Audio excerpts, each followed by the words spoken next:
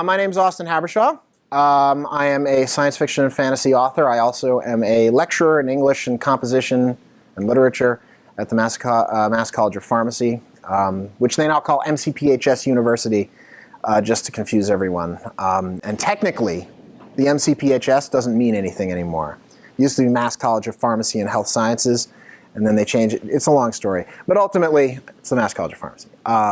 So I do a lot of this talking in front of people. So a little bit about myself other than that, where I've been published and so on. I am a winner of the Writers of the Future contest, which is an international science fiction fantasy contest. I won that last year, so that's what this is. That's the anthology thing. I've published probably about a dozen short stories in a bunch of different venues, such as Analog, Science Fiction and Fact, Galaxy's Edge, edited by Mike Resnick, Stupefying Stories, the Sword and Ledger anthology, a bunch of other stuff like that. I write short fiction and novels. I have a couple stories coming out this year, and just recently my second novel in my fantasy series. The fantasy series is called The Saga of the Redeemed. The second novel is called No Good Deed. This is the first one, The Oldest Trick. Anyway, the second one came out in ebook form last Tuesday. So not this Tuesday, Tuesday before last. Yeah, so I've been writing science fiction and fantasy for a very long time. I've been publishing it for a much shorter time. Today I want to do a little reading of the book that just came out. Just to give you an idea of how I write and maybe entice you to want to buy the book and so on. And then I'm going to give a whole talk about world building in science fiction and fantasy, which, as Peter mentioned, is integral to science fiction and fantasy in particular, but I would argue is also extremely important to all fiction, even to some extent like creative nonfiction. But anyway, I'll get into that in a minute. And then when I finish the whole thing, we should have plenty of time for questions if you have any about anything. So without further ado, I'll start with reading from the prologue of No Good Deed, which is the first book or the second book in my series, The Saga of the Redeemed. The main courtroom in Keeper's Court, Saldor's Hall of Justice, had 5 sides. One for each of the arcane energies that made up the world. The accused stood in the center, chained by the wrist to a large, squat stone at the center of the floor. Dull, black, and trapezoidal, the block was so old that the courtroom itself was several centuries its junior. It was said that in the old days, the condemned would have their heads struck off the moment the verdict was read. Those were primitive times, however. Blood was no longer spilled in the Saldorian courts. They had other ways of making the condemned regret their actions, ways that would not stain the woodwork or upset any children present. There were 4 judges for any major trial, one for the ether, one for the lumen, one for the dweemer, and one for the fae. They each sat in a pulpit that loomed over the block, as staring down one's nose at the accused was an ancient custom that even this modern enlightened age wasn't keen on abandoning. The 5th pulpit, the astral one, was occupied by a rotating cast of witnesses, accusers, defenders, and officers bound to present physical evidence to the court. Between these 5 pulpits and elevated a dozen feet above the floor was the gallery, where citizens of Saldor were encouraged to come and witness their justice system operate. They were even encouraged to bring things to throw sometimes, and jeering was understood as good form. It was surprising, honestly, the frequency with which persons present could shed illumination on a matter with a simple threat or insult, whether by prompting the accused into a rash reply or bringing new evidence to light. Justice in action, as it were. Today the gallery was in a rare mood, and eager to speed justice along. Beneath them, standing tall and graceful in her gray robes, a mage defender was about to hear her sentence. Kari Dempner looked at her, big eyes heavy with what might wind up being tears, despite her best efforts. "It's not fair," she muttered beneath her breath. "It just isn't." The question, of course, was whether Kari, runaway merchant's daughter turned ink thrall, would do anything about it. Could she stand up there in court with all those eyes on her and speak what she knew to be true? Did she have the courage? Her knees shook beneath her skirts, and she wished she had some cool blue to calm her. "It's not right," she muttered again.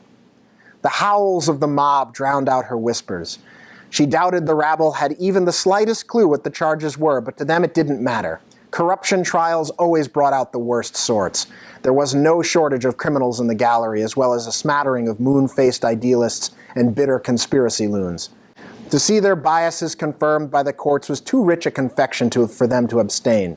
They were here to wallow in it. Miriam Alifar. The voice of the luminal judge echoed through the chamber, amplified by the enchantments placed upon the pulpit.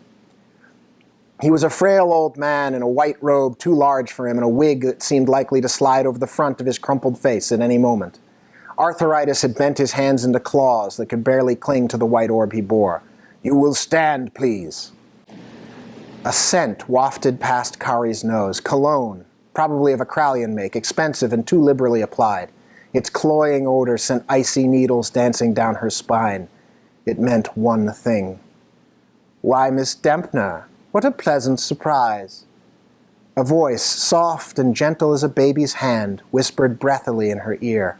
A man's hand, also soft and powdered, bedecked with jewels and well manicured, fell upon her shoulder and lay there, limp and heavy. "Enjoying the show?" Kari knocked the hand away by instinct and turned to see Guthrie Andalon, her former lover, though the term applied only loosely. He grinned at her with teeth buffed and polished to an ivory shine, which marked a stunning contrast to his rouged lips, dyed blue hair. It was a fashion popular among the young men, but Andalon was too old by almost 20 years to wear it. He ought to have looked ridiculous. Instead, his soft brown eyes made Kari's heart shrivel up like a raisin in her chest. Meanwhile, the luminal judge had interrupted the proceedings in order to have a coughing fit. The sound magically cast about the room so that all could hear the phlegm in his throat with the juicy clarity afforded someone sitting next to him at a dinner table. When it passed, the judge proceeded with the rituals of justice. "You stand accused of fraud, improper sorceress conduct, and conspiracy to traffic in illicit magecraft, to which you have pled innocent. You have heard the arguments brought against you in the case and have been confronted by the evidence collected by the defenders of the balance. Do you wish at this point to change your plea and throw yourself upon the mercy of the court?" Kari looked back at the accused. All it would take would be for her to stand and make herself heard, and the world would know Miriam was innocent. "I could do it," she said over her shoulder. "You couldn't stop me." Andalon chuckled quietly and motioned to the taciturn Varisi with the crystal eye sitting beside him. "So I've been told, Miss Dempner. Why do you think I'm here?" Kari glanced at the Varisi, an augur. Of course, she should have known. Anything she might do, Andalon's pet augur could predict, assuming he had scried the outcome of this proceeding. Nothing about to transpire was a surprise to Guthrie Andalon. He had set it up all too well. Andalon tisked through his teeth. "Don't be so glum, my dear. Perhaps Magus Alifar will change her plea, eh? Maybe none of this will be necessary." "She won't," Kari hissed. "She'll never. That woman has bigger balls than you'll ever have, Andalon." All about them, the gallery howled for Alifar's blood. "She won't do it," the augur stated, his real eye far off scanning the strands of the future. "She'd better not," Andalon snorted, "otherwise we'll have come across town for nothing." Alifar had to think she might win. Kari knew the mage had a lot of friends come forward in her defense, staff-bearing magi, captain defenders, and so on. Her alibi was strong too, and her accusers had no motive they could clearly articulate. It was agony to think all that evidence was going to count for nothing. Finally, the mage defender's voice echoed up from below. "I will retain my original plea, Your Honor." Andalon snickered, adjusting his lace-ruff collar. "Perfect, perfect." The gallery loved it too. A chant of "Stone her good" began in one corner. Others threw rotten vegetables in her direction. They missed. Kari felt her heart sink, weighed down by the slippery, limp hand of Guthrie Andalon, creeping back onto her shoulder, finger by finger. "Don't do it," he whispered in her ear, the heavy scent of his cologne making her cough. He rubbed her shoulder again, slowly, gently, a man stroking a prized possession. "I can make it worth your while, Kari. Ink enough to swim in. Think about it." The luminal judge raised his orb, and it flashed with sun-bright brilliance. Order fell over the court. "Does the accused wish to address the court prior to hearing our verdict?" Kari trembled. The temptation of the ink was like a physical force. She could scarcely breathe with the thought of it. Andalon could afford it, too. That was why she had first latched onto him. He was the first educated man who had spoken to her in months, and he didn't mind her vices, even approved of them. It wasn't until later that she realized the price she had paid for his company, the price to her pride, the wearing out of her soul. Guthrie Andalon wanted to consume her just as he wanted to consume everything around him. He was like ink given human form. Alifar's voice was firm, even in the face of her disgrace. "I wish to say only that I am innocent of these charges. I am being framed for a crime I did not commit." Now was her last chance. Carrie glanced over her shoulder and saw Andalon watching her carefully, his augur whispering in his ear. "The evidence is faulty or tampered with, and I ask the court to reflect upon my service to the defenders of the balance, to Saldor, and to the Alliance of the West when considering my guilt in this matter." Carrie saw in Andalon's eyes her future, her long, slow slide into oblivion, cheerfully abetted by her one-time lover. She saw herself winding up in some crosstown whorehouse, barely aware of the world around her, her blue-stained fingers wedged forever in a series of little glass jars. Andalon rubbed her shoulder some more. "Don't, Carrie. Be smart for a change." Alifar's voice did not waver. She did not shout nor sneer. She was the picture of dignified poise. "I did not do it. There is no reason I would have done it, and I would not have been able to do it at the time my accusers claim. I have shown you as much when preparing my defense. The guilty parties are likely in this room as we speak, here to gloat over my misfortune. Were I not forbidden from naming them, I could tell the court exactly where to find them." She knew. Adrenaline surged through Carrie's legs. She shook off Andalon's hand with a glare and stood. She was going to do it. She, Carrie Dempner, was going to do the right thing for the first time in a long, long time. She opened her mouth to speak, but the words were cut short by a bright, sharp pain across her throat. She clutched at her neck, eyes wide. A wire, thin and strong, lay across her windpipe. Strong arms dragged her back to her seat. She writhed, but the man with the garrote held her still, dragging her backwards. The luminal judge was reminding Alifar of the complicated legal justification for her gag order, while a low rumble of furtive conversation percolated through the gallery. Carrie kicked her legs, flared with her arms, striking people around her. She got a few annoyed glances, but nobody seemed to notice anything amiss. Blood thundered in her ears, laced with panic. How did they not see? How could no one notice her being murdered right here? Andalon's face floated into view. "I would introduce you to my little angel of death, but he's the quiet type, you see. Nobody can hear you, Carrie. Nobody will notice you are gone until the crowd clears." The orb was raised and flashed again. The gallery grew quiet, still oblivious of that woman being strangled in their midst. "Is that all?" the judge asked Alifar. "Yes, Your Honor." The judge nodded. "Will the judges please stand to deliver their verdicts?" Carrie felt her limbs grow heavy. The fight in her was gone. She looked back, trying to see her killer. All she could make out was a shadow of a man, nondescript save his mouth, and a small tattoo of a button just above the corner of his lips. A quiet man of the mute prophets. A man with no soul. Andalon tisked. "Such a shame, Carrie. I would have liked just one more tumble with you. You were always so pliable in bed." One last jolt of energy surged in Carrie. Anger, shame, fear all rolled together, and she threw her head backward at the quiet man, causing him to lose his grip for a second. She gasped one more breath of air, honking like a half-dead goose, only to have the garrote slam home again. Her last attempt at escape was drowned out as the gallery hissed and booed at Alifar. The mage defender stood stock still as 300 people all shouted all manner of insults. A rotten apple squelched against the block, not more than a foot from her leg.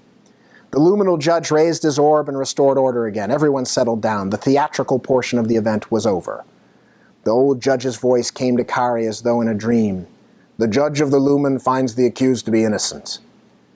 The judge to the lumen's left, the Fey judge, nodded. "So noted. Do you affirm it 7 times? "I do so affirm." Carrie felt her thrashing heart thrill at this small victory. Maybe Alifar would be innocent after all. Maybe Andalon wouldn't have her killed this way. Andalon cocked an eyebrow at her. "Is she still alive? Damn it, man. Finish the job. We're almost done here." The Dwemer judge was next. She was an older woman with iron-gray hair and a severe demeanor. "The judge of the Dwemer finds the accused to be guilty." "She better," Andalon grunted under his breath. "She cost a bloody fortune." The luminal judge asked for her affirmation, and the Grimeric judge affirmed 3 times, as was traditional. A tie. For Carrie, the world began to fade away. Her brief moment of escape and the seconds it brought her were almost at an end. She scarcely heard what followed. The judge of the ether finds the accused to be guilty. So noted, do you affirm it 13 times? I do so affirm. Carrie's mind drifted to her childhood in Een, playing with her mother aboard her father's ship, telling tales of Selkies who stole naughty children, the sun on her hair, the smell of the sea. The judge of the Fae finds the accused to be guilty. There was a cheer from the gallery. The chant of "Stone her good" began in earnest, so loud it almost drowned out the final formalities. Guthrie felt buoyed by their petty hatred. He began to chant along, a grin splitting his face. So noted, do you affirm at once? I do so affirm. Alifar did not sink to her knees or faint or quail. If anything, she seemed more rigid than before. Her face was a mask of serenity. Guthrie grinned at this, knowing how the woman must have been raging inside. He nudged Devarro, his auger, in the arm. It's too perfect by half. He spared a look at Kari. She had stopped twitching, finally. Gods, strangling people took forever, evidently. He had no idea. The old luminal judge spoke over the crowd. Mirian Alifar, you have been found guilty of the crimes of fraud, improper sorcerous conduct, and conspiracy to traffic in illicit magecraft. You are hereby stripped of your staff and expelled from the Defenders of the Balance from this day forward. Furthermore, you are to be petrified and confined to a penitentiary garden for a period not exceeding 3 years. May your time as stone allow you to contemplate your crimes with the depth and gravity such acts deserve, and may your ordeal strengthen your resolve against such misdeeds in the future. This is the finding of this court under Han's guidance, and with the blessing of Endrith Beskar, Lord Mayor of Saldor, and Polymu II, Keeper of the Balance. Court is hereby adjourned, and the accused's sentence shall be set to begin immediately. Guthrie applauded with gusto as Alifar was led away, giggling like a boy. Around him, the mob howled and jeered, even as they headed for the exits. Nobody raised any alarm about any dead woman beside him. The plan had worked perfectly. There, Devarro, he said finally. That's settled. We can proceed. There is a complication, Devarro said. He threw an arm around Devarro's waist and steered him toward the exits, drifting along in a river of human flotsam, all high on what they perceived to be justice. You augurs, always so dire. Alifar was our last obstacle, understand? I had all the other angles covered. Now she is disgraced, Kari is dead, and you know what the best part is? Devarro said nothing, frowning at his hands. Guthrie laughed. There is no one in all of this world who will bother trying to help Mirian Alifar. And that's the end of the selection. Thank you. So if you want to know what happens, get the rest of the book. And if you have no idea what's going on, read the first one. But yeah, so let us begin then with this portion of the proceedings. Building the fantastic, world building in science fiction and fantasy. So that excerpt is the prologue, is the very early, is the thing that precedes the first chapter. You know what the prologue is. There's a lot of debate in the fantasy community about whether or not a prologue is a good thing or a bad thing. It's kind of a convention in fantasy. I personally use it for a purpose. I use it in the sense that my books are on some level based on the structure of a Bond film. The Bond film always begins with the bad guy doing something nasty. So I start with my bad guy doing something nasty, having a woman murdered in open court while he frames somebody else for a crime they didn't commit. So I do it for a purpose. There's a whole argument about it, but one of the other purposes of prologues that a lot of fantasy authors use them for is to introduce the nature of the setting, and I also tried to do that in that section as well. But before I go any further, let's talk about what world building is. So when I talk about world building, when science fiction and fantasy authors talk about world building, and I could argue that when authors in general talk about world building, what they're talking about is constructing the setting of the novel. And that in fantasy and science fiction, in which you're creating a society or world that does not exist, you are doing that from the bottom up. You are creating everything. It includes cultures, languages, customs, geography, politics, fashions, and even if you're going really far out there, physics, chemistry, and biology can be different, particularly in fantasy. Science fiction, not exactly. Science fiction tends to adhere to the laws of science as we understand them. Midichlorians notwithstanding. I don't know if that joke even landed. No, okay, I got one person there. Okay, yeah, all right, okay. That like that's what world building is constructing this environment as completely as necessary. Now, I happen to be a very exhaustive world builder. I do an awful lot of world building. I've spent entirely too much time, frankly, doing it. I happen to enjoy it. It isn't precisely necessary that everybody do it as often or as much as I do, but I do think the basic principles I'm talking about here do stand across the board. You do need to give all this stuff thought. And world building is the process of thinking about this stuff and setting it up in a way that works and is interesting and helps your story. So this is a bunch of artwork that I've found around that I think exemplifies to some extent what I'm talking about. I tried to find images that were really sort of world buildy. Like, so we've got floating lanterns and a samurai and a ninja dude, and there's something going on there. You get a very distinct sense of setting. Okay. So why do this? Sounds like a lot of work, right? Yes, it is. It is a lot of work. The reason you need to do it, and I say need, there's different levels to which you have to do it, but you have to do something, and I would say that all authors have to do this. Audiences crave a sense of transportation in a story. When you read a story, you want to go somewhere. Now, if that story happens to be set in modern-day New York City, you kind of are there. You've been there, you get it. The world building still has to happen on the page, like if the author isn't describing the setting, it's not going to be that evocative. But it doesn't require that much for you to sink in there and feel at home, right? If they set something in somewhere like an American modern city, you're already there, you get it, right? But if you're going anywhere else, fantasy, science fiction, I would argue historical fiction has the same job, except the world building's already been done for you and it's in libraries. And you have to go read it. Anytime, or even foreign, if you're doing something kind of exotic, right? Like you're going to write a thriller and you can set it in Singapore, but you're selling it to an American audience, you should go to Singapore, right? Like you should know something about Singapore. I guess you maybe don't have to go, but you need to talk to people who've been. You need to do research.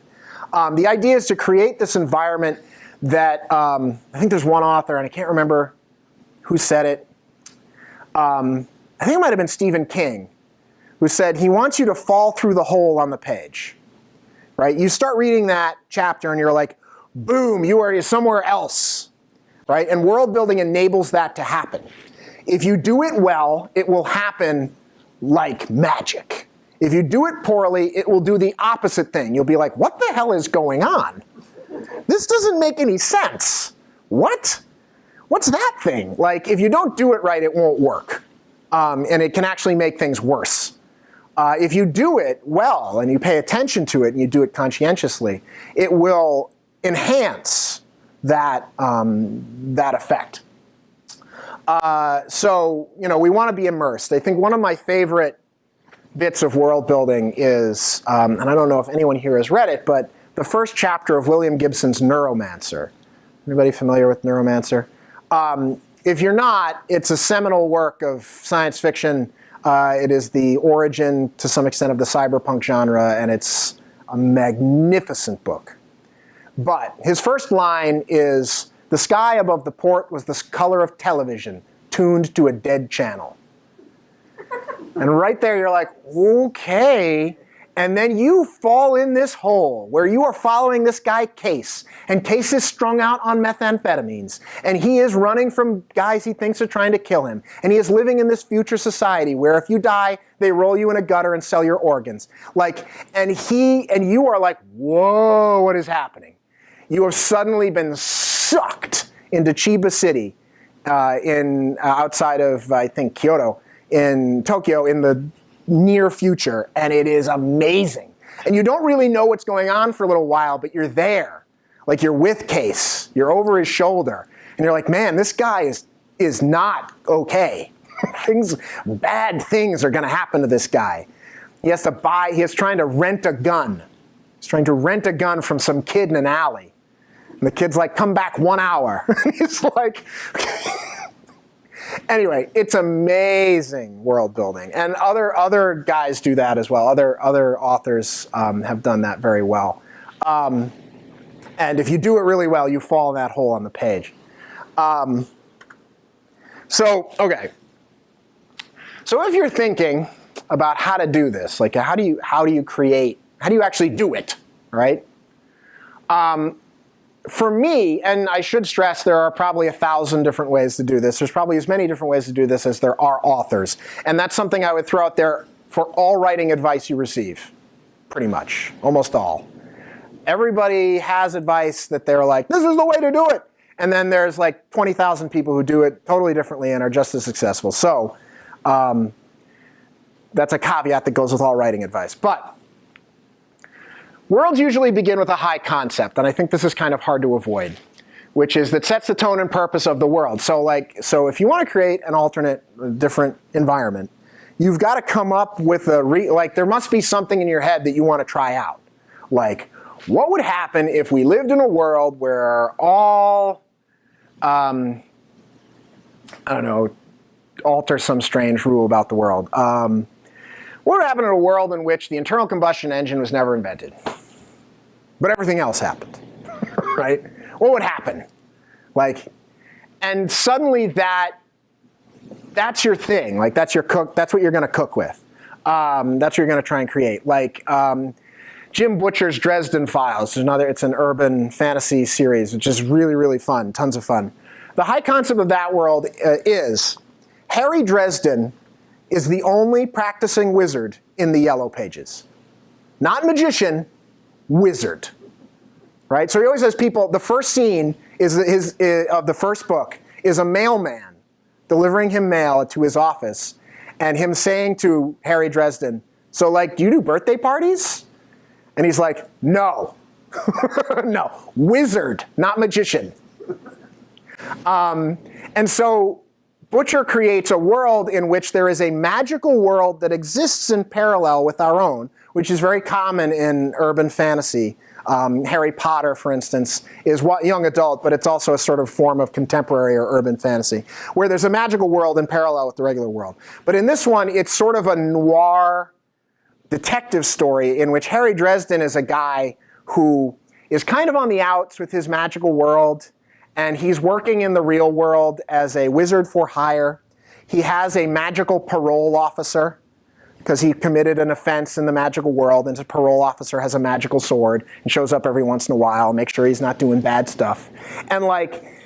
And Butcher just kind of rolls with that, and he just builds it. Every book, it gets more complex. Every book, he layers on another layer of cool stuff. There's all kinds of fun things, but all of that starts with, okay, what's my high concept? I want a wizard private detective living in modern day Chicago. That's what I want, right? So all worlds start that. Once you have the high concept, the question then becomes, all right, if this is true, then what else must be true?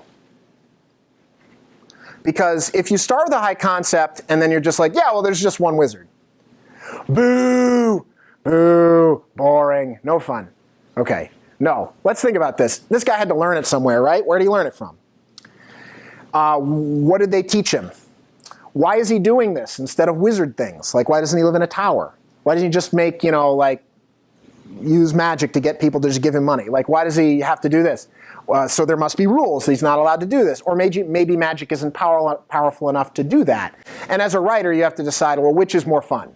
Is it more fun magic being more powerful enough to do that, but you're not allowed, or magic not being powerful enough to do that? Well, for me, and I think for Jim Butcher, the answer is, oh, it's powerful enough, you're just not supposed to. Hence, parole officer. Okay, so now we have this whole other thing. And so you start building this world, and you kind of start with the big. What are the economics of this world? What is the geography? What are the politics, the mythology, the religion? the building blocks that build our own world that we're not always cognizant of. And so like, with urban fantasy, you're dealing with the real world, so a lot of that's been done. But if you're doing epic fantasy, like so George R. R. Martin's Game of Thrones, right? Game of Thrones fans in the room? Okay, so he creates a world in which there aren't seasons as we normally understand them.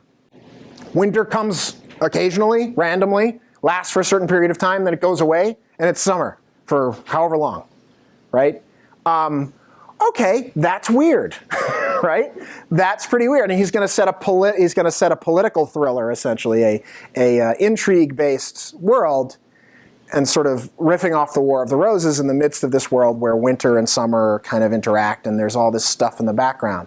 And so I'm not saying that Martin did it this way, but you could build that world by starting with that high concept and then building, well, so how did so the North must be a kind of messed up place, right? Because every once in a while they're covered by 10-foot snowdrifts for however long. How do they even live through that? I don't know. Let's figure that out. Like we've got to study, we got to think out how it works. And then as you get the big stuff, the small stuff falls into place, right? So Winterfell in Game of Thrones looks like Winterfell because there's endless winters. So it's a big damn castle. And it's got deep, deep caverns. And it has cisterns and supplies that go on forever and ever. Why? Well, because every once in a while there's like 50-foot snowdrifts. So they have to like camp out, right? They have to stay that way.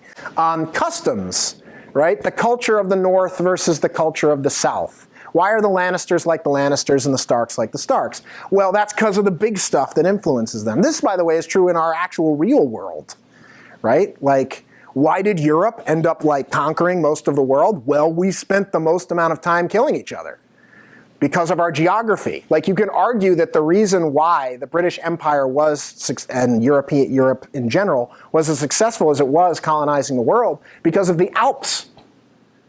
The Alps are right smack dab in the middle of Europe, which makes it really damn hard for them to conquer each other. But it also means they're always trying to get out of their tiny little countries and fight each other.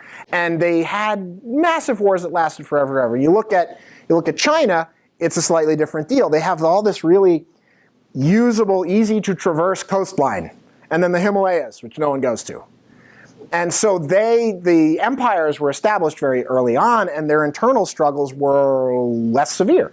It was easier to conquer China than it was to conquer Europe. And that's a gross simplification, incidentally, right? So like there's a lot of other stuff involved. But the way the world is shaped from things like this. Geography, politics, and the little stuff that we live with every day is the result of that big stuff, and we don't really know it. If you're creating a new and different world, the same thing is happening. And if you're creating it, you need to be aware of that. Or at least you should, because if you are, it works better, because you understand what's happening, right? Because bad world building gets really annoying. Because people will read and go like, wait, how did they do that? Right? How do they know that? How do they have this thing? Any of you remember that show, Revolution? Was on a few years ago. Drove me nuts. It was a show in which electricity stopped working for no goddamn reason. They just like, electricity just went off. No electricity. Like it doesn't work. And then like all society just collapses. And then they go, 20 years or 10 years later, and they go to this cul-de-sac. Now all the suburb's gone at this point. It's all been ripped down. And it's just this little cul-de-sac left. It's almost like a village, right? And they have a little wall and stuff. And they get attacked by bandits. And some guy pulls out a flintlock musket. Where the hell did he get that? Where and why would he have that? Because even if there was no electricity, first of all, guns are not electrical.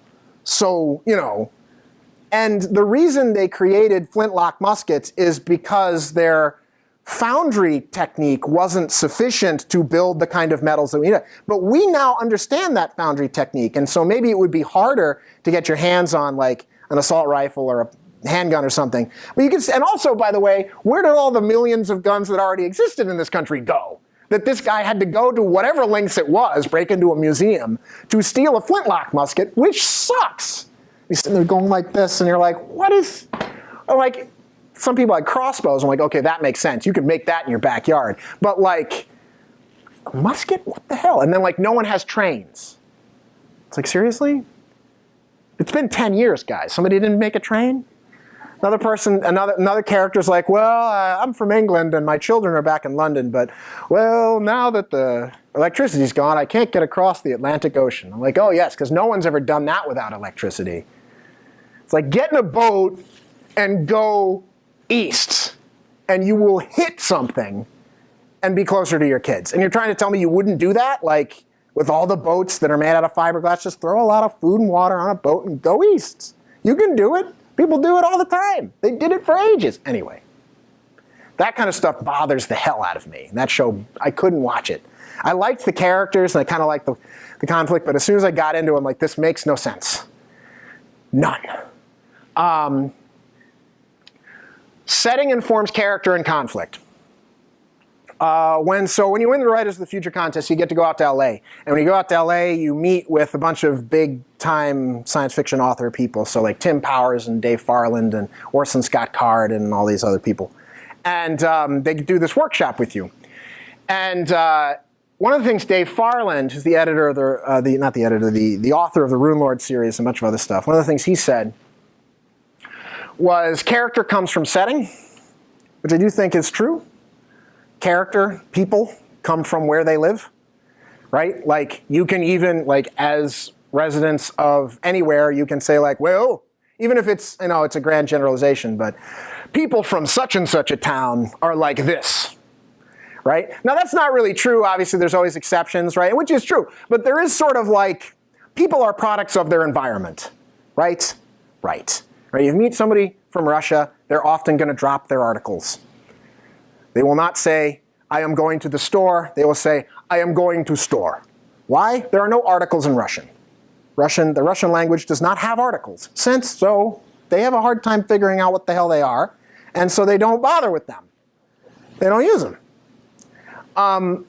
That's part of their character. That's just like, it's where they grow up. Their language affects character, and also setting creates conflict. If you create a vibrant and interesting world, that world will have problems in it. There will be strife. And that strife is the impetus for conflict, right? Nancy Kress, who's a great author, mostly short fiction, but is an award-winning author, she was like, I always start with who has the money. In whatever world I create, I figure out who has the money, and then who doesn't have the money. And why? How did that happen? And right there I have plot. Just automatically, right? And that kind of thing works. In a well-constructed world, it works. And it makes sense. And your characters come out of that environment and seem real. They seem real. I world build to the point where I get enough detail to the point where I need suddenly people to live there to go any further. Right? We can talk about history in broad swaths, and we can get down into like little nitty-gritty local customs and things like that. But there will become a point where even in describing the real world, where you can't talk about it anymore without talking about a person, a specific person who lives there, right? What is the experience of a person who lived in Ireland during the Troubles? And you can talk a lot about a lot of that stuff until you get to a certain point, and then you have to say, my great aunt, da-da-da-da-da-da-da-da, right? I try to world build to the point where I have to meet that person. Because once I meet that person, then I know who's living in my world. And like, so I like to get enough basis to go. And the goals here, the thing that I think you ought to try and do in world building, that I try to do, is you want a world that's consistent, immersive, and sustainable. So I'll explain what I mean by that. Consistency. The world must be consistent because it has to make sense according to its own rules. To do this, you need to know the rules. You'll also understand that rules have exceptions. What are the exceptions to those rules? And what are the repercussions of the rules on society? It's one of the things that frustrated the hell out of me about that show, because it didn't seem to take those things into account, or at least it kind of only halfway did. And so it didn't seem consistent to me. Really good world building, George R.R. Martin, a master of this, right? It's totally consistent. Everything fits. Everything's tied together. And you get the sense that so what it says, the more you understand about the world you've created, the more consistent it will be, even if the audience is not exposed to most of it. So a lot of authors, David Eddings, who's a very famous fantasy author for ages, his old adage was, and this is only kind of true, but sort of true, you need to write 1,000 pages in your world before you can start the book. Now, I don't know that that's really true. I don't know you need to do 1,000 pages, but the point is, you need to spend some time figuring out how this thing works before you bother writing a book there. Because if you try and write a book there before thinking about it, you'll end up having to go back and retcon everything, which, let me tell you, fixing stuff from the inside out in a novel is hard work. And you're going to have enough trouble doing that with your characters and your plot and your theme and all that other stuff than to bother trying to do it about, like, well, wait a minute, what kind of food do they eat? Like, let's just figure that out ahead of time. Think about it for a while, make it up, and then keep it consistent as you go. In television, they call this thing making a Bible, right? Lost was famous for its Bible, right? And had like all these things that are going on. Now, of course, last season they decided, but you know, they did. They just kind of like were like, well, you know what? This is all too complicated. Let's settle the character arcs, which I'll argue was very satisfying. The character arcs are very satisfying, but all the mystery stuff, whatever, was all a magic hole in the ground. So they do a lot of that. But if you have all this stuff already set up, it'll all float, because you'll just know. You'll know how it works. Right? So like in my world, if I were to introduce a character from any of the various nations around there, I would basically know how they dress and kind of where they come from and their history and, like, you know, their attitude towards religion and all this other stuff. I just kind of know that. I'd even know, like, their accent, kind of loosely what their language is based off of and all this other stuff, so that I would be able to kind of seamlessly integrate them. And also, if you have a very solid foundation, you can quickly improvise in your writing you can riff off of it. You can say, like, oh, well, a Rondian, you know, comes from a very sunny and sort of warm place. They probably have some sort of big hat that's very popular. Right? What's that hat look like? I don't know. I'm going to make it up, give it a name right now, and I'll just make a note, and then there's a hat. I've created a hat in my world, which doesn't seem like a big deal, but like those kind of little details suddenly make a world come alive. Which kind of brings me to the next thing. Immersion. To convey authenticity and realness to the audience. Our world, the real world, is bigger than it is in your immediate experience. We all kind of intuitively know this, right? Like, you're aware that there are people that live in Mongolia, like right now, and are doing things in Mongolia.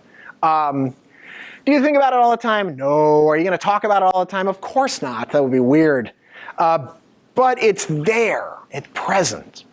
If you want your world to be immersive, it needs to be bigger than what you see. Hence the iceberg thing I was doing. So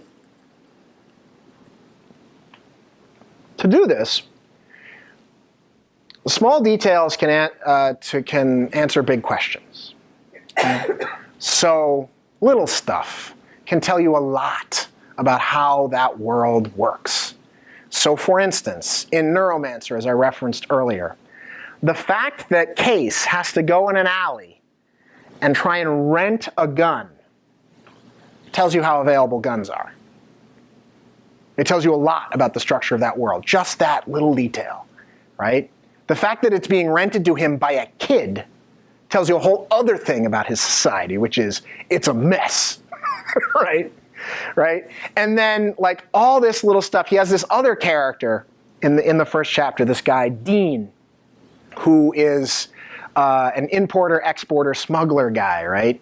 And he, every year, goes to China to have his genetic code reworked so he doesn't age. And so he kind of looks like a mannequin. He's kind of all like, he's like super Botoxed. But he also owns this pistol, this big .357 Magnum that has duct tape around the handle, which tells you a couple things. This is a guy who has money. This is a guy who did not always have money. This is a guy who acts like he's not from the streets, but he's got duct tape around the handle of his gun, which implies that this guy has been around the block a few times. It's not some fancy designer pistol that's all polished. It's no. This thing is dirty and it has been used, right? He needed to duct tape the handle, and rather than get a new one, they just went, you know, like, or it says he doesn't care about firearms, but I don't know. Anyway, small details answer big questions, and you have to do that, because if you don't, you will spend the whole book explaining everything to everyone, and everyone will fall asleep. Like, oh no, info dumping. Info dumping is terrible. Info dumping is when you spend an awful lot of time explaining everything you've discovered in detail and not actually getting to the plot. At the very beginning of my selection there, I have a little bit of an info dump. Like I have like a paragraph or two where I describe the courtroom, right? I feel like I have to do that. I have to do that. But past there, I try not to bother. I just kind of give you little details and let you kind of figure it out. Okay, so they've got like 5 sides. That's clearly symbolic. They have a wizard for each energy. This is the second book, so they'd know about the energies. So they take that very seriously, and like you kind of figure out how the rhythms of the court work very quickly. And you get all these other little details that just sort of show up that add up to a big idea. And that is immersion. That's what Gibson does fabulously. That's what Martin does so well. The very first scene of Game of Thrones is Ned Stark cutting off the head of that guy. That guy, totally not important. What's important is what that tells you about the Starks, what that tells you about everything about that world, and about how they relate to others, right? The man who passes the sentence swings the sword. And you want them to ask what's over the horizon. You want people to read it and be interested to know what the deal is, right? When Arya gets on that boat to go to Braavos, we're like, ooh, Braavos. We've heard about Braavos. What's in Braavos? There's the Iron Bank there, right? And they're pretty mean. What's the deal? What's with that guy whose face changes? He talks about himself in the third person. What's with that? And you get to see that stuff, and as it gets revealed, and that kind of immersion is like, ooh, Star Wars did that wonderfully. That was probably Star Wars' greatest trick, was that cantina scene. You walk into that cantina and there's 5 million aliens there, and every one of them you're like, what's their deal? Oh, what's their deal? This isn't weird to any of these people, so this just must be where they live. This is just how the world is. What? Wow, that's cool. That's immersion. And that's why there's been 10 million, like, everything to do with Star Wars ever since then, because everybody wants to go live there. I want to get in the Millennium Falcon. You notice that we never get to see much of the Millennium Falcon. We see like that one room, and then there's the cockpit, and then like the gun pods, and that's about it. But there's a big ship. There's a lot of other stuff there. I've seen the schematics. And yeah, they have schematics. A long time ago, they did that. And you don't get to see all of it, but everyone's like, I want to get on that ship. You don't know what their bathroom's like. You don't know. It might be gross. You have no idea what they eat. They must eat. They have to have food on that ship. They're in space for all kinds of time. So you have to ask yourself, like, wow, I want to be on this ship, and I want to know, like, what's it smell like inside the Millennium Falcon? Probably not so great. I'm assuming there's a Wookiee. So there's probably a lot of hair in the vents, probably all over the place, right? That's probably mostly what Chewbacca has to do, is clean out the vents. My recent revelation about Star Wars was in Empire Strikes Back. They're on that ship for an awfully long time. And it's not really clear in the movie how long it would be, but it would have to be probably months on that ship. And you notice Leia's hair, perfectly braided? Give you one guess who's helping her. It is Chewbacca. Chewbacca is helping Leia braid her hair on that ship. Guaranteed. He's totally doing it. Right? And I just want that picture of Leia sitting there patiently as a Wookiee is like, you know, Like that has to happen. And that's immersion, right? That's consistent. You're like, no, that has to be a thing. Sustaining the world. So a well-built world creates its own conflicts and momentum. I've kind of already mentioned that. Because it's complex, there's a lot that can happen there. So if you have a very, very simplistic world, and this is one of my, not so much problems, I enjoy these stories, but I do think these stories have a flaw. With your average dystopian novel, so take for example The Hunger Games, right? Which actually has some very good world building.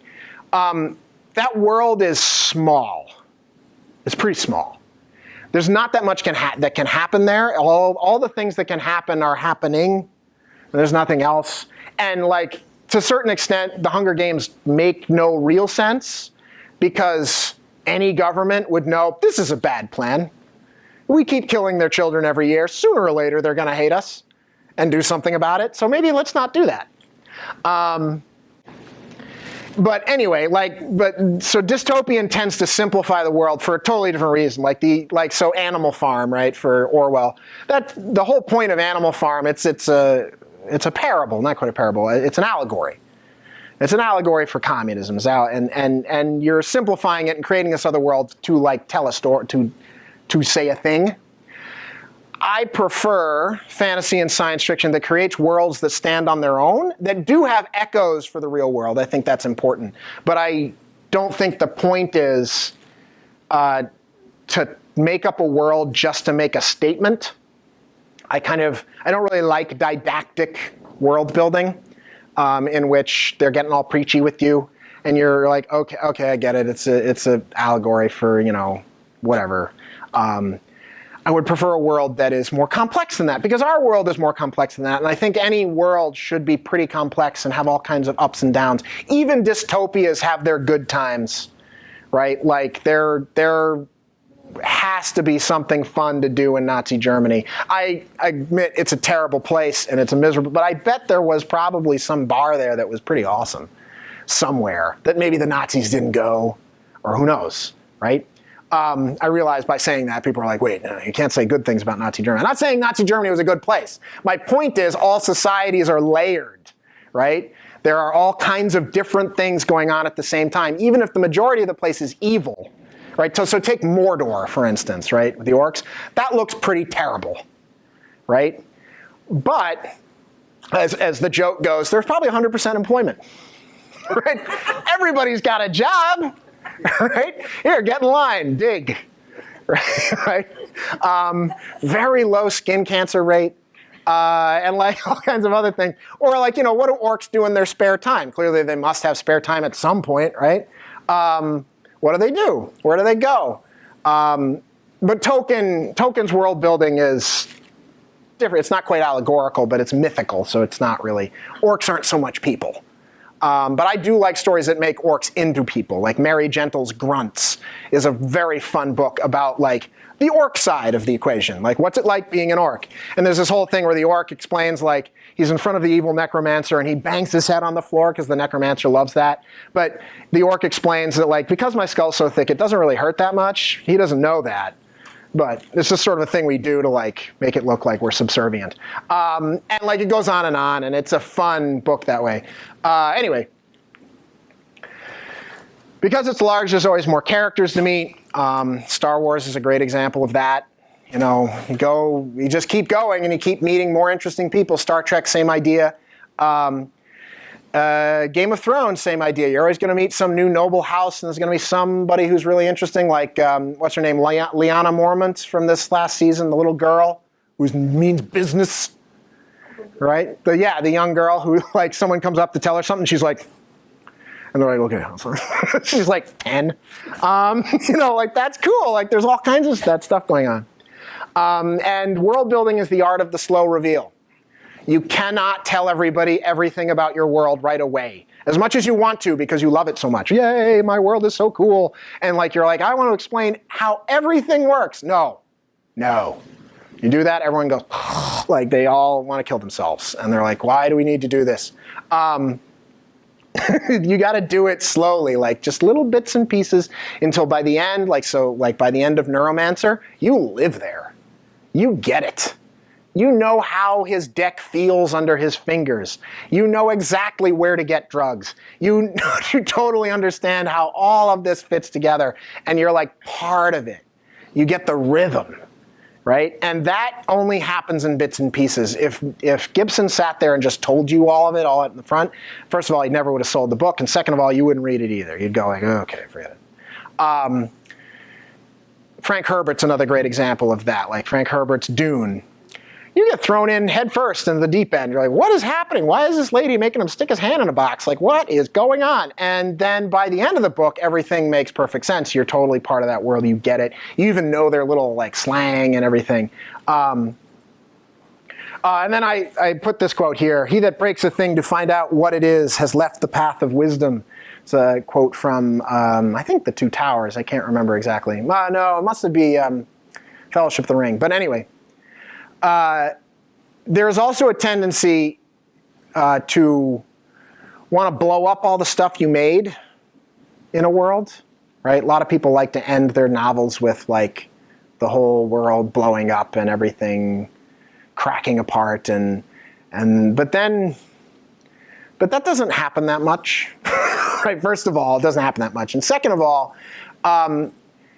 if you've built an immersive, sustainable, interesting place that we all want to live, we all want to stay in, don't break it up. Don't destroy it like right away. You can have cataclysmic things happen. You can change how the world works, but don't throw it out.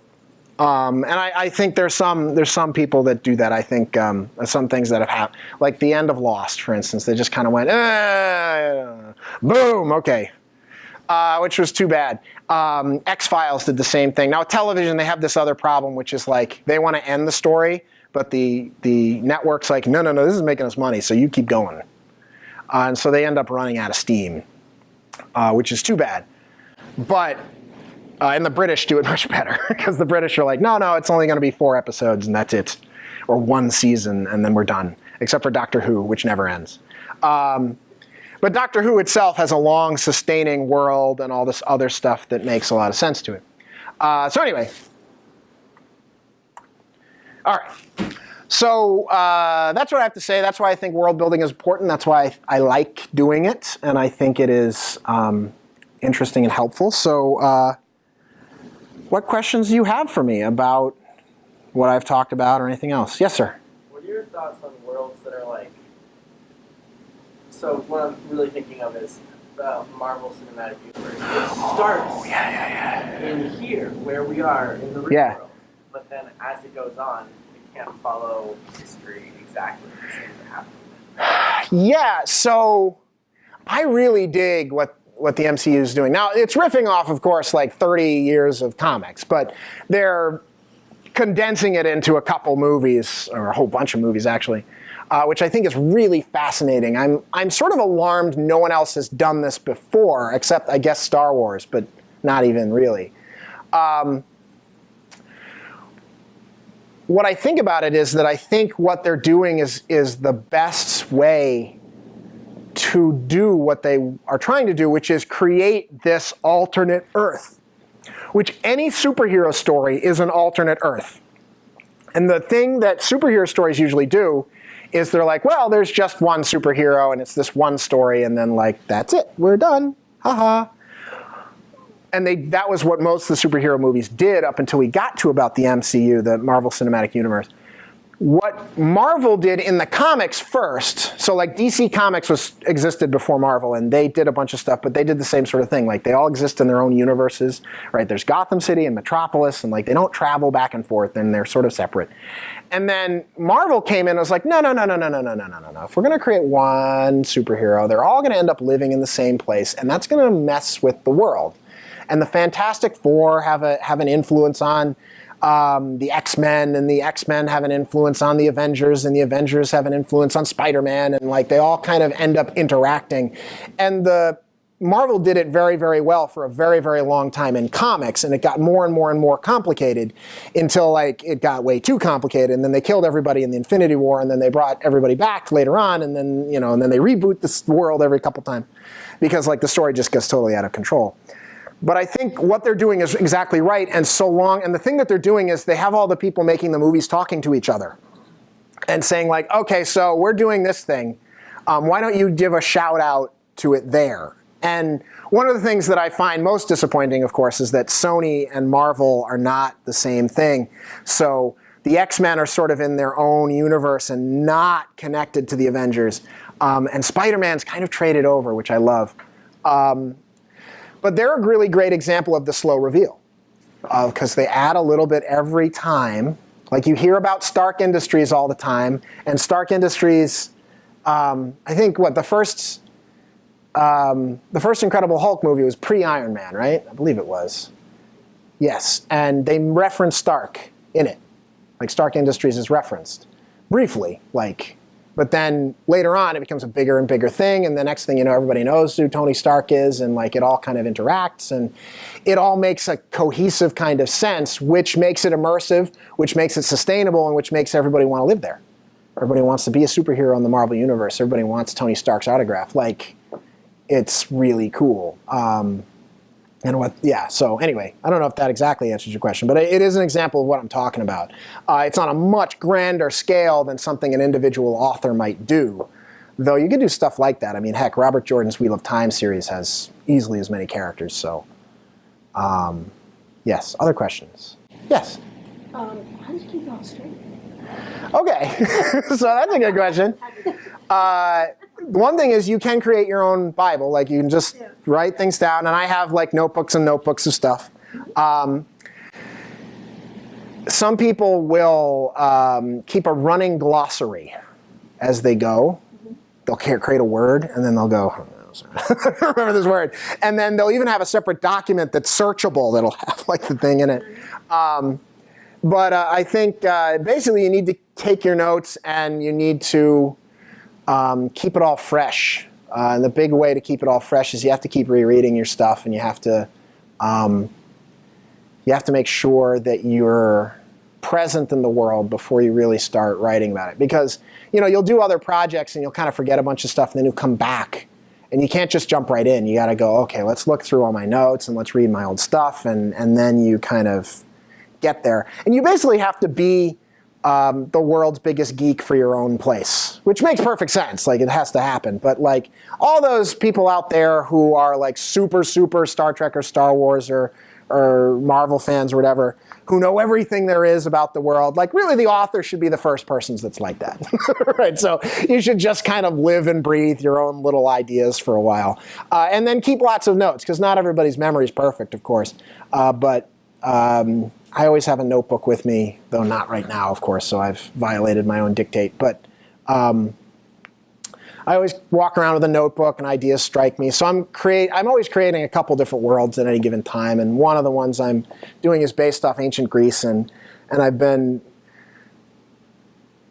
bastardizing ancient Greek vocabulary to be things in the world, and I have a sort of running glossary in a couple different notebooks. I really should consolidate it and alphabetize it, but I haven't. Because I don't read ancient Greek, and I can't read the ancient Greek lettering, so I found a translator that'll put it in Western lettering, and then I find a word that looks cool that also means something that's roughly useful, and I'm like, okay, that's what that's going to be. I keep notes. I just keep notes. And then when I'm going to go write a story there, I got to go back and look, okay, what did I do? And that's basically it. It's research. It's just research you're making up. All novels have a lot of research that go into it. A lot of people don't fully realize that. Some people are just like, well, I can write a novel about it. And it's like, no, you have to. Novelists spend an awful lot of time Googling really weird things. I spent an awful lot of time learning about 17th century wallpaper for no reason other than there was one scene in which I needed a particular kind of wallpaper, and I knew what it wanted to look like, but I didn't know what it would be called. And so I had to go look, and I learned more about 17th century wallpaper than I needed to. But I couldn't have explained it to her, so.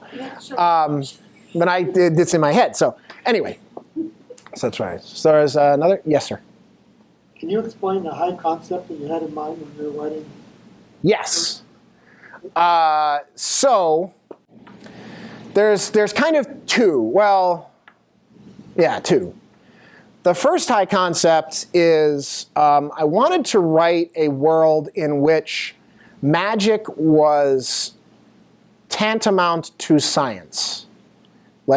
instead, magic in that world works pseudo-scientifically, and it is studied in a scientific manner. But most of the society thinks of it as magic. And so it was sort of the idea of the division between, and a lot of it came from the division I saw between what scientists were doing in the real world and what everybody thinks scientists are doing. And they're not the same thing. And there's all sorts of misconceptions about what science actually does or should do or can do compared to what science actually does and how it actually works. So like, there's all kinds of things among the uneducated populace in this world where they're like, oh, if a defender touches you, he can hear anything you hear for the next day. Which of course is totally untrue. But the defenders, being a sort of magical police force, are totally okay with people thinking that. Right? Like, so they're like, no, that's true, yes. If I touch you, then I know everything you know, and so you better be good, right? Like that kind of, like the panopticon idea. So that was the first high concept. I wanted a systematic and understandable magic system that was very complicated that most people didn't understand. And the other one was with the ring. So the thing that happens to the main character in this is that he's a really bad person. He's selfish, he's narcissistic, he's cruel, and he gets betrayed and he's left for dead, and the guy who rescues him puts this magical ring on his finger that prevents him from doing bad things. And so what the main character, Tivian, has to figure out how to do is he wants to get revenge on the guy who betrayed him, but he has to do it without doing bad things. Now that's less a thing with the world building, but it has to do with how the characters are set up and how the underworld ends up working and how Tivian fits into the world and where this ring came from and all this other stuff. So the first one was the magic thing and the sort of industrialized magical, they're kind of going through like what I would say a magical enlightenment or a magical industrial revolution where it's becoming more and more available to more and more people. And everyone doesn't know what to make of it, and it's changing the world in front of them, and they don't fully get it yet. And then in that, I wanted a guy who is kind of a scoundrel who is being forced to reform his ways, and talk about what constitutes reform and what is that even like okay? Like, can you coerce someone to be a better person? Does that actually work? And so that's part of what I was doing. Yes, sir. Do you build your world first and then the plot comes from that, or do you come up with the plot first and figure out a world that supports that? I prefer it the first way. Start with the world. Yeah. Mostly because when I've done it the other way, I find the urge to bend the world in unrealistic ways to make it fit. Right? So I have this picture in my head, and I'm going to bang that world in, and it. I think like so that reference what I was talking earlier about dystopian fiction will often do that. I want to write an allegory about, government surveillance. And so my world is going to be, no matter what, is going to fit that mold. And you end up with a world that, while interesting, isn't real, doesn't seem like a real place. So I prefer to start with the world and then have the plot show up. And I find like as you create the world and you create the different factions and you start to dictate like what the strife and what the trouble is, the plot, the conflict you want to explore starts to become more and more evident. And then it's just a question of figuring out who's the most interesting person to stick in there, to follow around, to explore this plot you're coming up with. So I kind of prefer it the other way because it seems more organic. It's totally possible to do it the other way, especially in things like short fiction, where short fiction is just really quick. Writing a short story, it's not going to be more than like 7,000 words. And you get to try out like this cool plot idea. And then it's easier to build a world around that because it's so much smaller. Now, what I do with my short stories is I'll write a short story that is a puzzle piece to a larger world. And I use short stories as a way to explore the world I'm trying to create. So I have a bunch of stories that I write, some of which I don't even bother selling because they're not really good, but they get me to put a character who lives and breathes in that environment for a little while. And I get a better feel for how that world's supposed to feel. Or I realize, no, I don't want that. And I change it or whatever. So So yeah, I think for short fiction, it's world building's a lot easier for short fiction as a general rule. But I prefer it the other way. I prefer to start with the world first. Yes, sir. Or yeah, go ahead, and then. You mentioned rules and rule breaking. Yeah. Something that came to mind, at least for me, is Doctor Who tends to break its own Oh, I law know. and try to find ways around that, Yeah. and it just ends up looking sloppy. When do you think it's okay to break your own rules, kind of? So, that's a good question, and I totally agree with you about Doctor Who. Doctor Who frustrates me a lot of times. I'm like, oh, come on, that's just a cheat. I always feel like he's cheating. And that's really the trick, right? Like it can't feel like a cheat. So there's a concept in drama called Chekhov's gun. I don't know if any of you are familiar with this. Anton Chekhov, the playwright, said that if a gun appears on stage, it must go off by the third act. Has to. So when you're creating your rules, I think you need to be aware that all rules have exceptions. However, in order for an exception to a rule to be acceptable, you need to have telegraphed the existence of exceptions beforehand. So like, to some extent, you can write and you get to a point, and I've done this before, where like, oh, well, this character's screwed. There's got to be a way out of this. How do I do this? And then you can think like, well, there could be an exception to this rule because of this, this, and this. Because the world is a complicated place. And I think that's the biggest thing about rules, is that there are rules in our world, but there's also exceptions to most of them. With the exception of like, well, even still, you can in fact jump off of something and fly if you're high enough up and you're wearing one of those suits, right? Like, so you can do that. You just have to set it up right. And so you have to set it up in a way that it doesn't seem to be a cheat. And the way you have to do that is by going back and setting it up beforehand. So, yeah, and so the things that seem unearned, like Doctor Who does all the time, and other places have done it too, where you're like, oh, come on, like, I just happen to have the solution in my pocket, which is basically the Doctor Who special. Like, oh, yes, the way to solve this problem is to push this button. It's like, well, that's lame. Like, that's it? Or Star Trek did this all the time too. Well, Captain, if we shoot this particular kind of radiation at that cloud, it just goes away.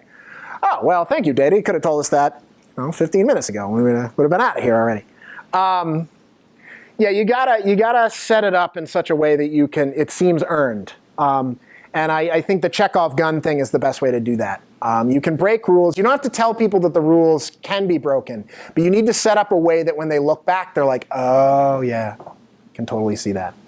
And if you don't do that, it doesn't work. It seems unearned. Yeah. You develop the characters.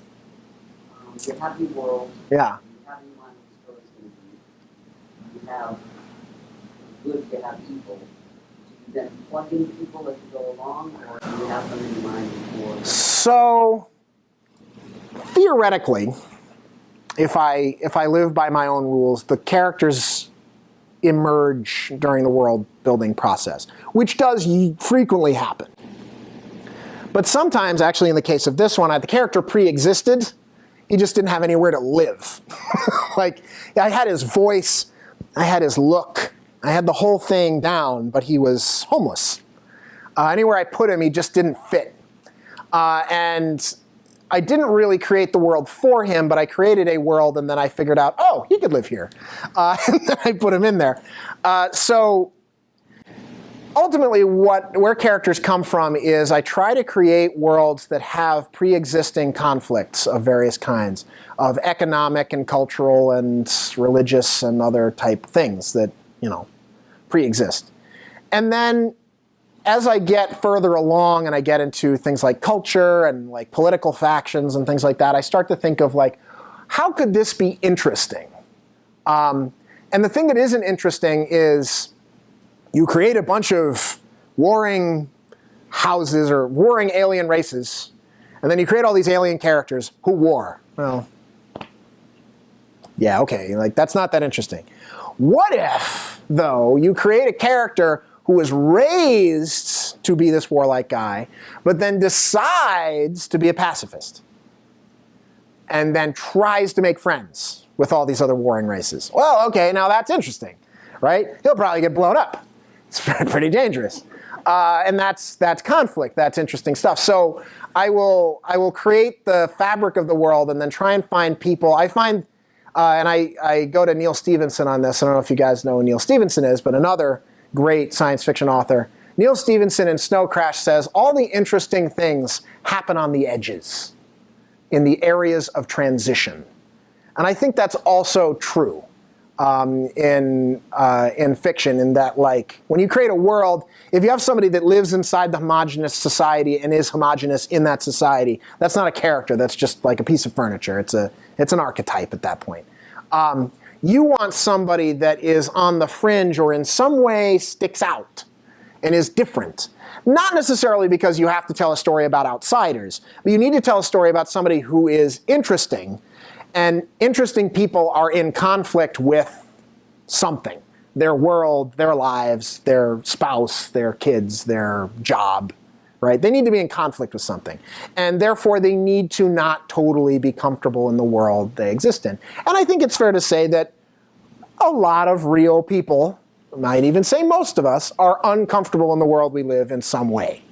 And we think to ourselves, like, I'm driving down here and I'm stuck in traffic in Quincy. And I'm like, oh God, Quincy. Because, like, driving here is fine during rush hour except for Quincy. Quincy is just, for some reason, completely blocked off every time.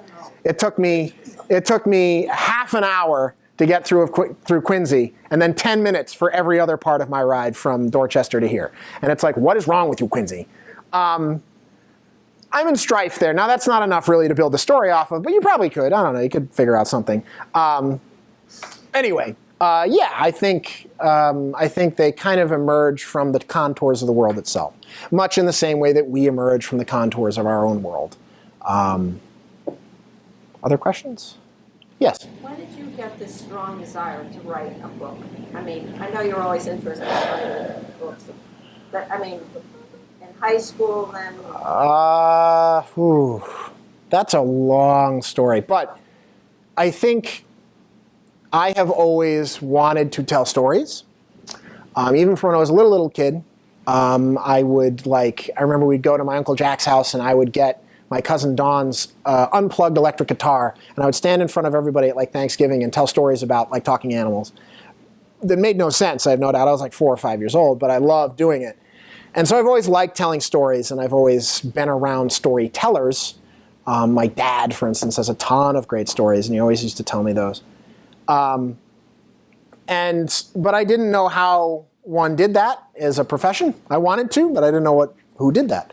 And so when I was a kid, I bounced around from different ideas. I thought actor, right?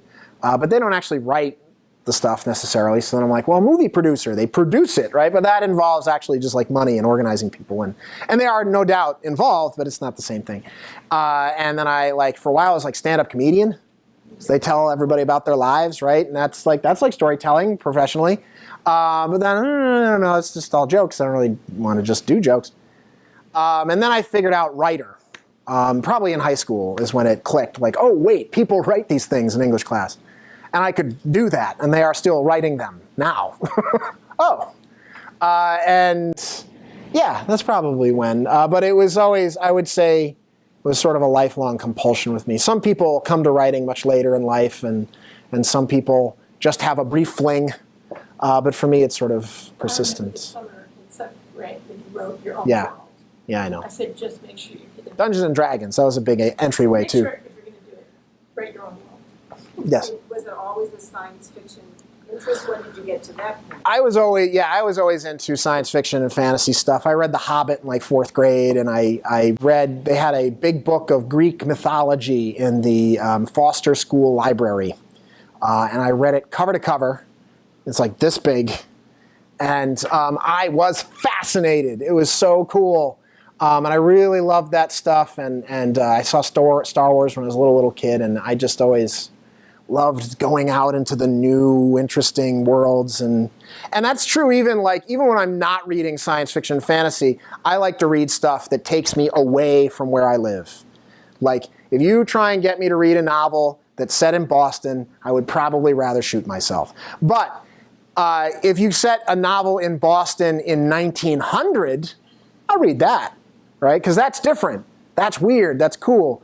And so I need to go somewhere new. I need to go somewhere I've never been, and I want to get immersed in some new world. And so science fiction and fantasy is like the best place to do that. So I do that. Yes, sir. What do you think of H.P. Lovecraft's world building? That's interesting. So, H.P. Lovecraft, for those of you who don't know who he was a classic horror author from the 1920s, and he established what is now known as the Cthulhu mythos. He imagined horrible elder gods from ancient eras that were here to devour our sanity and lived in non-Euclidean geometric houses on the bottom of the sea and all kinds of crazy stuff like that. I really love the stuff that he made, though I think the people since him have done much more with it than he did. To some extent, just to put on my literature professor hat for a second, H.P. Lovecraft was, a lot of what he wrote was just based off of xenophobia and bigotry, that he was terrified of how the world was changing and the different people coming into his society that he didn't like. And so he wrote stories about alienation and terror from alien beings, and it's sort of, that's kind of going on. Which is the reason why, incidentally, they booted his face off the statue for the World Fantasy Convention as of this year, because finally people got up and it's like, basically he was a racist, and do we need to have this? Because he really was, like, it's not just a little, he was like total racist. It was not, but his cool, like the alternate universe stuff, he really created a whole new mood. This really neat kind of horror that is, as he put it, like the greatest fear, the greatest emotion that mankind possesses is fear. Mankind is fear. And the strongest kind of fear is fear of the unknown. That's right. That's the quote. Exactly so. And yes, and I think he was definitely onto something there, and he changed the genre a lot. I think a lot of his world building is not as conscientious as everybody's made it since then. I think he created this cool thing, like, what if I had this color that wasn't a color that we've ever seen, and it eats people? And you're like, whoa, that's kind of neat. Like, don't go in that glade, there's this evil color. Which is really cool. But I think people since him, like Auguste Derleth, stitched it together into the seamless thing that it is now. I don't think he was thinking in that terms necessarily when he was writing it. Though he has recurring things like the Necronomicon and Nyarlathotep and stuff. But yeah, no, Lovecraft is really cool. I really dig him, despite his failings as a person. But you know, hey, who's perfect? Any other question? Yes, sir. So, on Doctor Who, it's been wildly successful. It has. And it's lasted forever. Yes. So is it worth considering that maybe this weird inconsistency they do is actually part of whatever his kind of pseudo-genre that he's created, that they created for that show is? Because like something's working. Well, yeah, certainly. Or do you think that actually it would work better without that? Oh, I think it would work better without that, no doubt. But it wouldn't be Doctor Who. I mean, part of Doctor Who is cheesiness. Well, yeah, people say that. I think people say that until it stops being cheesy, and then it's not anymore. People said that about Star Trek too, and they don't say that anymore. I think the thing that has made Doctor Who, and I don't know, I mean, it's impossible to say what makes any given thing successful. But I think one of the things Doctor Who has going for it is there is a mystique around the Doctor that allows him to do whatever he wants. And the only inconsistencies they really have is the Doctor has impenetrable plot armor, which is like armor around, is invisible. It's not real, but it's like, you know, this main character cannot die. Like, he's just impenetrable. Even if he does die, we get another one. And that's only because the actor wants to leave. And so, like, and because there's this mystique around the Doctor, if you love the Doctor, you will forgive all that crap, right? But if you don't love the Doctor, like I don't inherently love the Doctor. I think it's a cool character idea, but I've never really been that into him. A lot of that stuff falls flat. And I think there is something to be said for The rule of cool is, I guess, the technical term. James Bond benefits from this enormously. Like, if you think James Bond is cool, James Bond can do something like take off from a jet that's hidden in a horse's butt, which he literally does in A View to a Kill. He gets inside a horse trailer, the horse's tail reads, and a little jet comes off and he flies away. Now, if you don't like James Bond, that is the stupidest thing you've ever seen. That is just so dumb. But if you're already on board with Bond, if you're like, yay, Bond, then it doesn't matter. Like, in GoldenEye, Pierce Brosnan violates the laws of physics by falling faster than something else. There's a plane crashing off a cliff, and he crashes faster and gets in the plane and flies away. And you're like, no, Galileo did that. Doesn't work. You can't do that. You would, both of you would just hit the ground at whatever interval it was, and that would be it. And they're like, well, there's wind resistance on the... No. You are just using the rule of cool. And I think Doctor Who uses the rule of cool a lot, which is fine. And if you dig the Doctor, it's totally fine. I don't want to trash Whovians because I do appreciate their fandom, and I think the show does have a lot good going for it. In particular, I love that Doctor Who is positive. As much as it's miserable, the Doctor is trying to smile, and he loves the world. And he loves its variations. He's even excited when things are coming to kill him. He's like, isn't this interesting? And he brings people along. And it's like, and so much of science fiction, particularly now, is so dismal and miserable and depressing that Doctor Who is very refreshing in that regard. I dread the time someone decides to do like a darker Doctor. It's like, no. The whole point of the Doctor is for him to be troubled and torn, but optimistic for the future of mankind and everybody else. But yeah, no, I would say that Doctor Who would probably do better if they did a better job of using Chekhov's gun and setting stuff up better, instead of just every episode, not every episode, but so many episodes being the Doctor goes, aha, there's a thing I didn't think of, and then just solving the problem. And that's frustrating. I always find that annoying. But anything else? Yes, sir. Not asking specifics of how much you make or whatever, but you've got a day job. I do. And your passion. I have the book, yeah. And a family. Yes. How does that work? With difficulty. But, so first of all, the first rule of becoming a published author is don't quit your day job. I had Kevin J. Anderson. I don't know if you know Kevin J. Anderson. Kevin J. Anderson, his wife Rebecca Mesta. Kevin J. Anderson is a multiple New York Times best-selling author. He writes a bunch of Star Wars novels. He writes the Dune novels. He writes all kinds of stuff. He and his wife, who is also an author, sat in front of us at that meeting at the conference and said in unison, don't quit your day job. And then they said it again. It's just because so many people get a book deal and they're like, I'm done with you. See you later, jerks. And then you don't make a whole lot of money writing. If you're thinking to write to make money, find a different profession. You should write because you want to, not because it'll make you a ton of money. As for how I balance it, I went into, so for a long time, so I got out of college, and this is very foolish. I thought to myself, I'm going to write novels for a living. So I'm going to go around and I'm going to do whatever kind of job, and then I'll write at night, and I'll get a book published in a couple years, and that'll be easy street. That was hilariously wrong.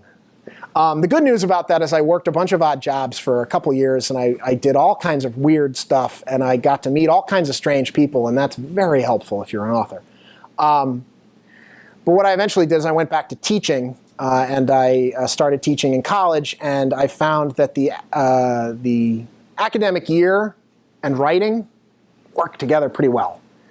I can't write very much when I'm teaching, so I teach probably about 100 students, and I read about 2,400 pages worth of writing every semester from my students. So all other reading and writing is kind of wiped out of my head. But on the breaks and in the summer, like right now, and now that I'm full-time especially, I can write. I have an office in which to do it. I am getting paid to sit in that room because they want me to publish anyway, because that's how higher ed works. They want people to publish, make their school look good and stuff. And so I teach like, a couple summer classes here and there, and I do little stuff, but I have all this time to write, and that enables me to also have a family and stuff. But everybody does it differently. There's some authors I know that just don't seem to sleep, and there's authors that go on binges. I remember I was talking to Tim Powers. I don't know if you know who Tim Powers is, but he's another big, great author. He writes crypto history, which is fascinating stuff. He was big friends with Philip K. Dick. And we were talking about writing paces, and he said, you want to know how long Philip K. Dick took to write a novel? And we were like, yes. And he said, like, 6 days. And we were like, what? 6 days? And he's like, well, he didn't eat or sleep. He just went on these, like, binges. Locked the door. Anne Rice used to do this, too. Anne Rice would, Anne Rice, she wrote all those vampire novels, and she's a paranormal romance and urban fantasy. She locked herself in her room and wouldn't come out for like a couple weeks, just for meals, right? You could not talk to her. Kids would have to slip notes under the door to get her attention. But she'd write a whole novel in that like couple weeks. Some people do it that way. Some people write like a little bit every night, forever. I couldn't do that. I tried doing that and it didn't work. I am more of a binger. So during the summers, I write an awful lot. And during the breaks, I write as much as I can. And then during the semesters, I mostly just edit or maybe work on a short story or something, which takes much less mental hard drive space, or RAM, I suppose, is a better analogy. All right. So I think, I can have one more and then. Would you like to write for a TV show? I've never written a teleplay, but I've thought about it. I have ideas for television shows. Like Game of Thrones and... That would be great. I mean, the television is where it's at right now for screenwriting.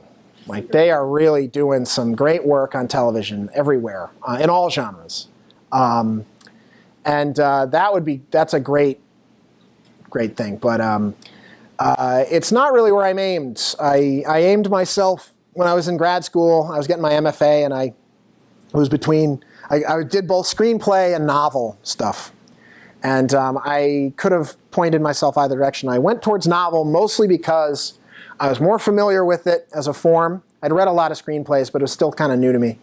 And the barriers to entry were a little lower in that a novel you can publish yourself. A novel you can, not as many people write novels because they're long and intimidating. Everybody thinks they can write a screenplay. Not everybody's right, but everybody's like, oh, it's only 90 pages? I can do that. Well, okay, sure. Screenplay writing is not any easier than novel writing, or necessarily any harder. It's just a different form. So anyway, I would love to do that someday, but who knows? That would have to be something that just fell out of the sky. It's unlikely to happen unless I were to like move to Hollywood or something. Yeah, so. Somebody read your book and decided they wanted to do it. Well, in which case, and so that's another bit of wisdom I got from Tim Powers, which is great wisdom. One of the things he wrote was he wrote a book called On Stranger Tides, which years and years later was made into the 4th Pirates of the Caribbean movie, right? Now, he had nothing to do with that, right? All that happened is someone called him up and said, here's a chunk of money, we want your book. And he went, God bless. and he said and he lives in LA and he knows a lot about this, and he says, your interaction with Hollywood as a writer should be as such. Imagine Hollywood is behind this giant wall. And every once in a while, a big chunk of money comes over. You take the money, you never look over the wall.